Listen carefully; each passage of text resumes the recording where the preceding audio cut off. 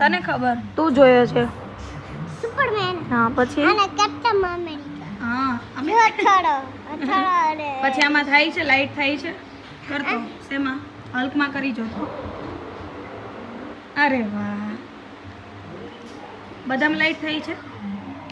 હમ કરતો બીજામાં કરો હવે બધામાં થાય છે આમાં કરતો